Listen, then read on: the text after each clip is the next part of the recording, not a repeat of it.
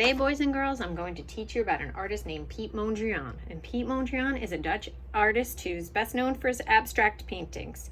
And abstract art is, well, sometimes it's art that does not show you, an actual image. It just uses lines, shapes, and color to demonstrate its artwork. Some abstract art does represent real things and changes them and shows them to the viewer in new and different ways, but some abstract artists are more non-objective and they're just using lines, shapes, and colors to tell you their story. So today we're going to learn about Piet Mondrian, and our inspiration is going to be Broadway Boogie Woogie. That's this painting here. Okay, so this is just a copy of his artwork, and if you notice, you're going to see two-dimensional geometric shapes in various colors. Okay, if you notice anything about these colors, they have specific names. He's using a specific color scheme. And I'll let you think about that first before I tell you the answer. And it is primary colors, yellow, blue, red. Okay, there's some white in his artwork as well, and that's part of the background, the negative space. His canvas was probably white, then he drew his lines and his shapes in, and then he painted them in.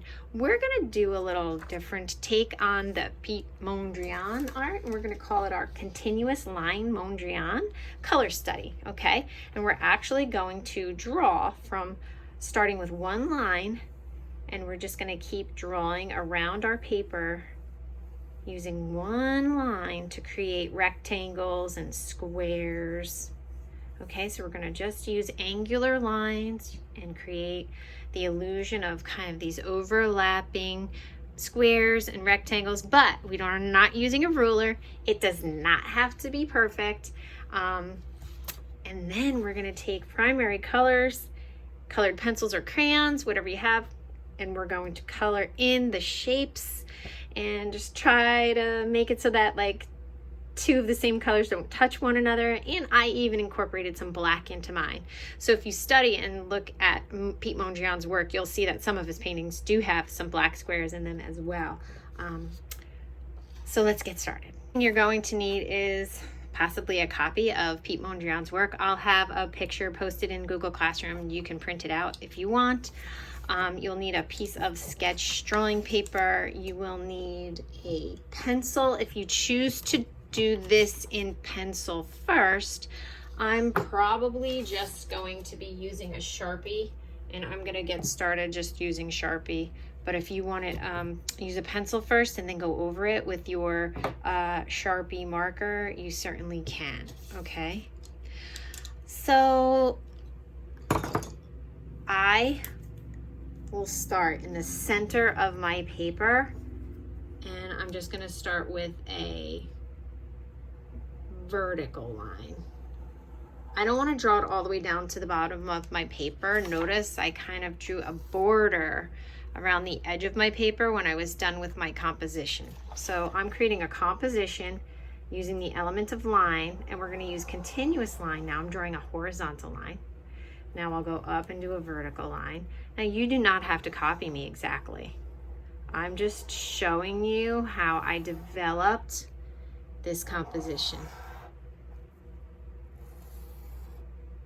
And I'm just going up vertical, horizontal, no diagonals though. I'm just using, I want to create squares and rectangles by doing this, and I kind of get myself boxed in sometimes, so I make a longer line. I want to get to the other side of the paper, so I came down and all the way down to here, came across, and notice my lines aren't perfectly straight because I am not using a ruler. I'm not worrying about it. If you're using Sharpie, you can't stop and stop for too long because you'll make a big dot. Oh, look, I got a diagonal there. That's okay.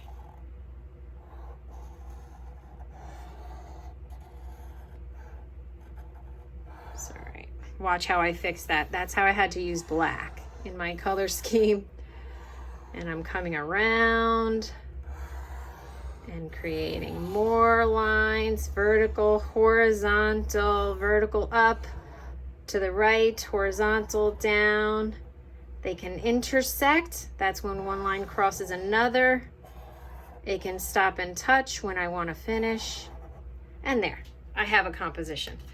This one is a little bit more involved. I have a lot more small shapes, so I wanted to, you know, do this demonstration a little bit quicker. If you feel like your shapes are really just too big, you can, we were supposed to use a continuous line, so you can just continue where you ended and intersect some more lines like so.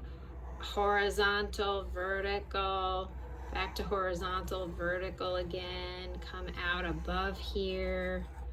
There's no right or wrong. They'll all look a little different.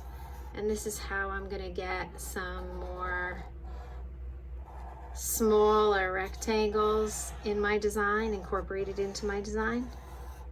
So it's actually quite fun.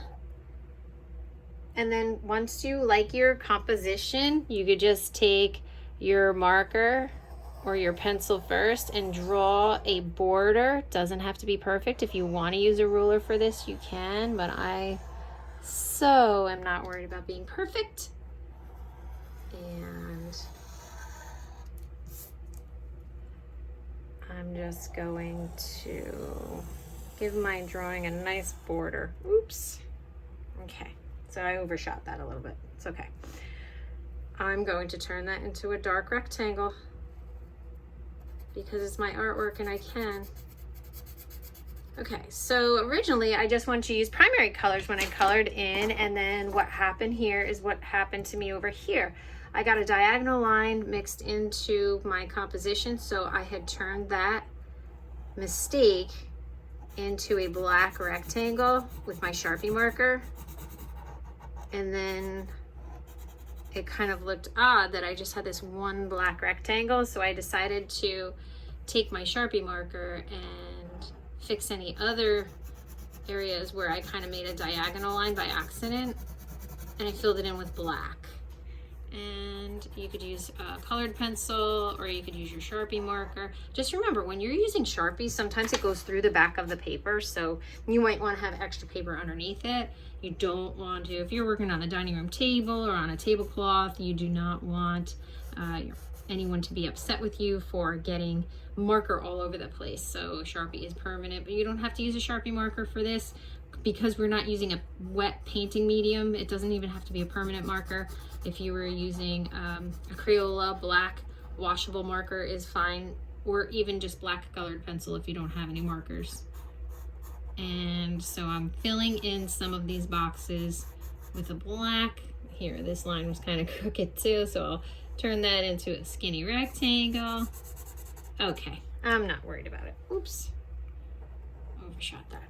Okay, so the next step is to grab your colored pencils. You're gonna want yellow, red, and blue for sure. Those are the three primary colors, but a light blue and, you know, a really dark blue, indigo, and a black colored pencil for some black squares and rectangles. This is really all you need, okay? And now what you're going to do is you're just gonna color in the boxes with colors in any way that you would like to demonstrate color. If you take a look at Mondrian's artwork, what is the dominant color here? Dominant color means what color do you see the most?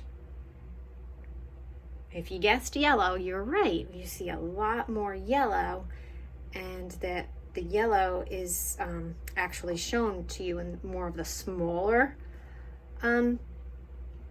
squares and rectangles. And then you have the bigger squares and rectangles have these like big pops of color where you have some blue and then red, okay? And then of course he leaves some white rectangles, and we can leave some white spaces too, just not too many. So here you have your composition. I had one that I had already created over here. I just like to have more shapes to color in, and now you can get started coloring in with your colored pencil. Now, some students might want to do a yellow box and then a red box and then a blue box and then go back and forth. That technique takes a little longer. So if you want, you can choose a dominant color. Let's say you want to have more yellow shapes, yellow squares and rectangles, and you can start by filling in more of the yellow shapes first. And then you can go to the next color. Maybe it will be blue.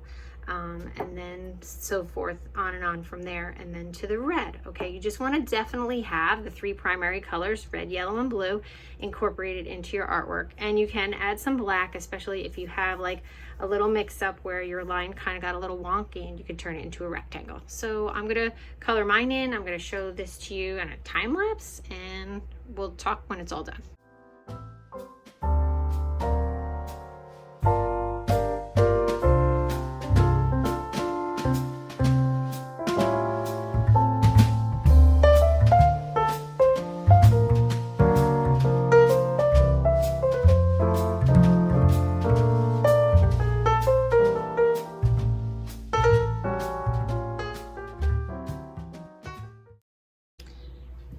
So once you have all of your yellow, your blue, and your red rectangles and squares colored in, you can come in with some black.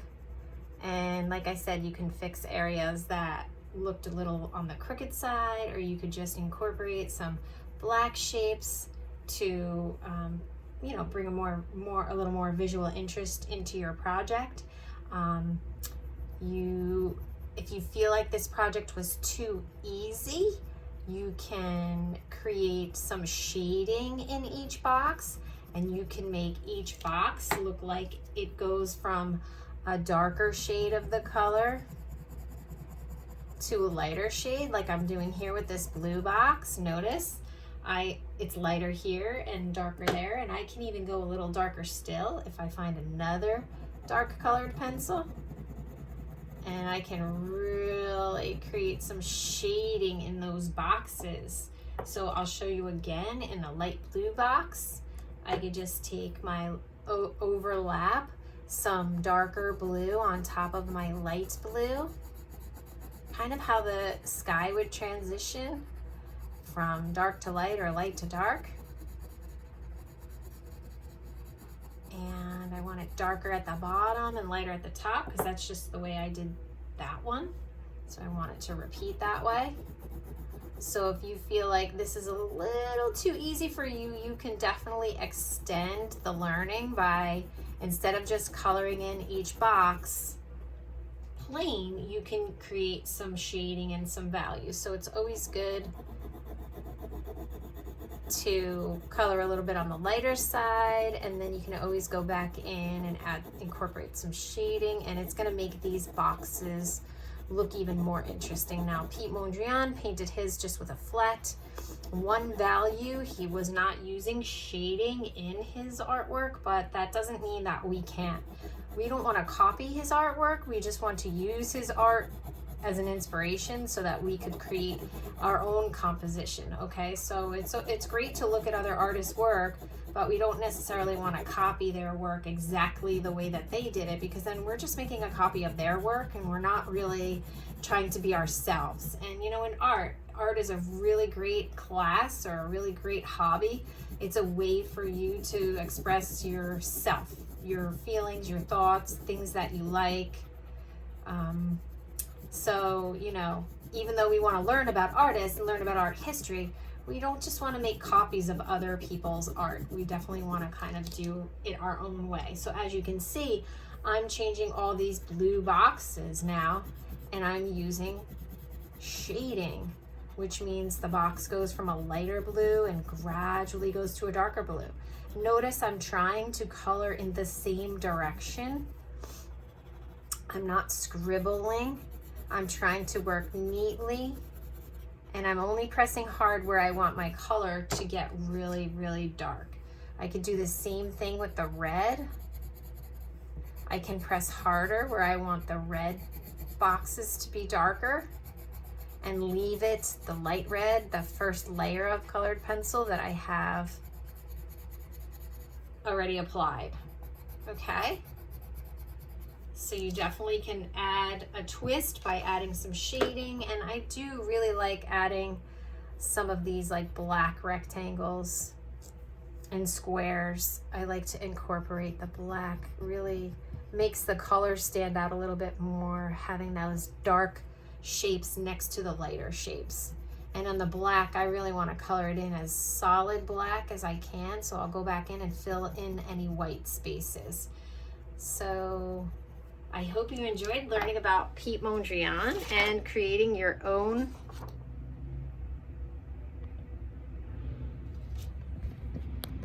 I hope you enjoyed learning about Piet Mondrian today and creating your own composition. And like I said, you can incorporate shading, you can put in some of the darker black shapes if you'd like. You could use a more dominant color in the majority of your composition. It's totally up to you. Please take a picture of your artwork and upload it to our Google Classroom.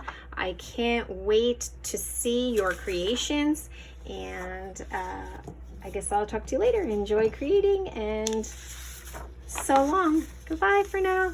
Bye.